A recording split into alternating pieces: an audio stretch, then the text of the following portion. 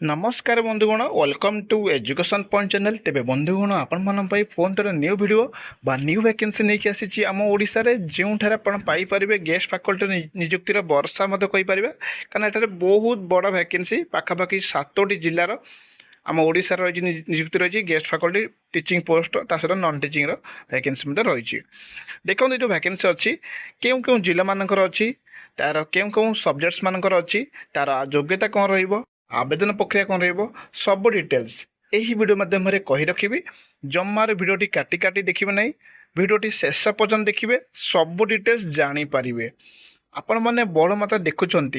Like करूँ share करूँ आ subscribe मत कर रखु जहाद्वारा मत मोटिवेशन आउ एनकरेजमेंट मिल गेस्ट फैकल्टी देखूँ 7टी जिला रही ऑल सब्जेक्ट्स रही वैकेंसी रही +2 कॉलेज मानकर सरकारी कॉलेज मानकर बहुत सारा नियुक्ति अच्छी ता सहित आर्ट्स साइंस कॉमर्स इंजीनियरिंग ये सब बहुत सारा वैकेंसी अच्छी डिफरेंट सब्जेक्ट अनुसार रही तेज देखो ये जो वैकेंसी अच्छी आम ओडिशा रे क्यों को सब्जेक्ट मान अच्छी देखा पूर्व आप देखो योग्यता देखो योग्यता बैचलर डिग्री और मास्टर डिग्री एठारे किसी पोस्ट अच्छी जोटा कि बीटेक जमी इंजीनियरिंग कहे बैचलर डिग्री मेंशन थाए से जगह सब तो से भाई जो रहा पॉलिटिकल साइंस एजुकेशन ये सब सब्जेक्ट्स मानक कौन हुए ना मास्टर डिग्री करते इलिजिबल हो पारे ऑनलाइन आवेदन प्रक्रिया ऑनलाइन और ऑफलाइन तो किसी पोस्ट अच्छी डायरेक्ट आपने इंटरव्यू देवे जोटा कि कौन से आवेदन न था डायरेक्ट आप ऑफलाइन सबमिट करेंगे सब डॉक्यूमेंट्स आउ कि अच्छी जोटा कि ऑनलाइन आवेदन करा पड़ो तो से ऑनलाइन और ऑफलाइन मेंशन करी तेज आस देखा यार फुल डिटेल्स कौन रोचे आपण मानक मुझे देखने आपण मैंने बड़ मत देखुं गोटे गोटे लाइक शेयर निहत करूँ देखो आपण सिक्वेन्शियली सब जिला मानकर वैकेंसी देखी नेबी जो प्रथम आपण देखो बालेश्वर जिला रही वैकेंसी जो रही जेएनएम इंस्टीट्यूट ऑफ बायोटेक्नोलॉजी जो पाइपर कौन से आवेदन प्रक्रिया न था वॉक इन इंटरव्यू रही biotechnology zoology chemistry English Odia librarian lab assistant office assistant warden देखो टीचिंग पोस्ट माने आपण माने 55% मार्क्स रखिए पीजी रे ताहाले इलिजिबल हो पारे जदि आपण पीएचडी होल्डर ताहाले आपण माने प्रिफरेंस पाइबे किंतु पीजीसी आवेदन करेंगे से लाइब्रेरियन देखो बैचलर डिग्री कोर्स करेंगे ताल लाइब्रेरियन कोर्स इलिजिबल हो पारे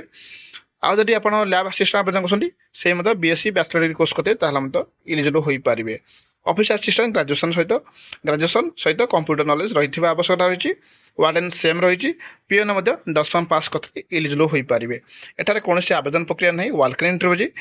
डेट देखो टाइम देखो बिफोर टाइम अनुसार सब डॉक्यूमेंट्स नहीं सबमिट करेंगे ओरिजिनल जेरक्स कॉपी एवरीथिंग सांगे रेज्यूम सहित पासपोर्ट फोटो नहीं जी तेज देखो नेक्स्ट वैकेंसी देखो वैकेंसी रही कटक जिला तरफ अच्छी वैकेंसी जो रही भुवनानंद बोस इंजीनियरिंग कॉलेज तरफ रही वैकेंसी रही आप देखिपारे एठार वॉक इन इंटरव्यू कौन से आवेदन प्रक्रिया सेमती किसी ना जोटा आप देखिपारे गेस्ट फैकल्टी रही वैकेंसी जो अच्छी इंजीनियरिंग कॉलेज इंजीनियरिंग सब्जेक्ट्स बहुत सारा रही vacancy civil electrical mechanical electronics telecommunication ये सब रही इंटरेस्टेड कैंडिडेट आउ कि अच्छी सब्जेक्ट्स मानकर अच्छी जमीक मैथमेटिक्स फिजिक्स केमिस्ट्री आउ इंग्लिश रही कम्युनिकेटिव इंग्लिश रही जो आप पाइपर कौन से आवेदन प्रक्रिया सेमती किसी ना गेस्ट फैकल्टी तार डेट अच्छी डेट अनुसार यार वेरिफिकेशन इंटरव्यू हम वॉक इन इंटरव्यू जेहतु अच्छी कनसर्न डेट बिफोर टाइम सबुदिन सब समस्ते पहुँचे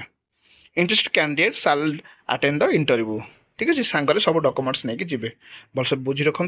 जदि यापर यही रिगार्डिंग किसी डाउट हुए ताले कमेंट बॉक्स में कहींपारे नेक्स्ट देखो वैकेंसी रही जोटा रही गंजाम जिला तरफ अच्छी वैकेंसी आप देखिपारे गवर्नमेंट पॉलिटेक्निक कॉलेज मानकर कॉलेज रही वैकेंसी गंजाम जिला ब्रह्मपुर रही interested candidate requisite qualification mention the attend mention में अटेंड वॉक इन इंटरव्यू एठार कौन से आवेदन प्रक्रिया सेमती किसी ना देखो ये बहुत सारा सब्जेक्ट्स रही वैकेंसी तो इंजीनियरिंग कॉलेज मान रही मैंने सहित अदर सब्जेक्ट्स मान रही civil electrical mechanical computer science engineering रही सहित मैथ केमिस्ट्री इंग्लिश रही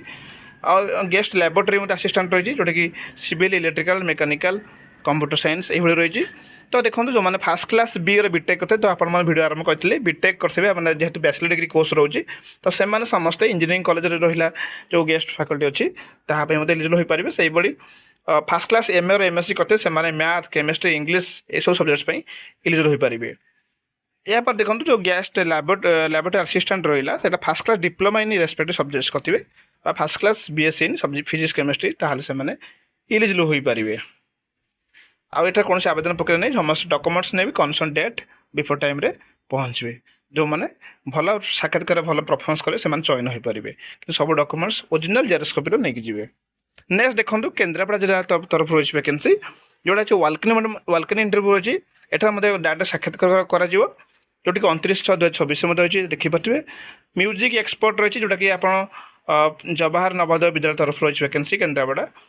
डांस एक्सपर्ट ये sports coach for volleyball handball training to girls self defence एगुआ टीचर स्किल टीचर ये सब रही। देखो music expert bachelor degree experience थी टीचिंग म्यूजिक बैचलर डिग्री सब बैचलर डिग्री कोर्स करेंगे से कन्सर्न सब्जेक्ट्स मानक ताल एलिजिबल हो पारे। स्किल टीचर जो मैंने bachelor degree computer application BCA करेंगे और ग्रेजुएशन इन कंप्यूटर साइंस ताल एलिजिबल हो पारे। यापर ATL tinkering lab facilitator BA और बीटेक करेंगे और एमएससी इलेक्ट्रोनिक्स करेंगे ताल एलिजिबल हो पारे। तेज देखो नेक्स्ट वैकेंसी मालकानगिरी जिला तरफ रही वैकेंसी जो गेस्ट फैकल्टीज रही history education political science and Odia अच्छी। आ देखो सोशियोलॉजी इंग्लिश इकोनॉमिक्स कॉमर्स रही कॉमर्स वीडियो आरंभ कही कॉमर्स वैकेंसी रही जो वाल्कनी इंटरव्यू रही कन्सर्न टाइम डेट मतलब देखी ना तो 26/6 अच्छी से अनुसार आप समस्त डॉक्यूमेंट्स ओरिजिनल जेरक्स कॉपी सांगर नहीं जी जो मैंने साक्षात्कार भल परफॉर्मेंस करेंगे से चयन हो पारे। नेक्स्ट देखो नुआपड़ा जिला तरफ रही वैकेंसी नुआपड़ा जिले में अच्छी देखो केभी नुआपड़ा रही वैकेंसी जोटा पीजीटी इंग्लिश कॉमर्स इकोनॉमिक्स अच्छी टीजीटी हिंदी ओडिया इंस्ट्रक्टर अच्छी।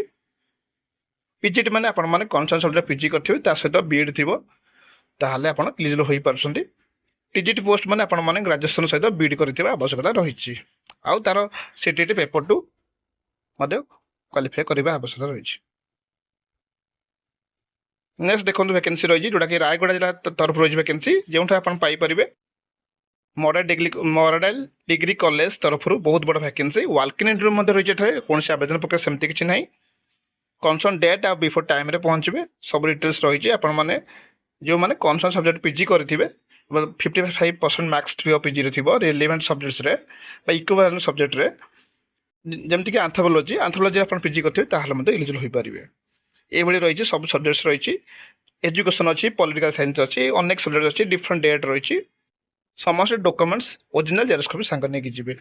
यापर रिगार्डिंग किसी डाउट हुए कमेंट बॉक्स मत कहींपारे। वीडियो भल लगे लाइक करेंगे सपोर्ट करेंगे।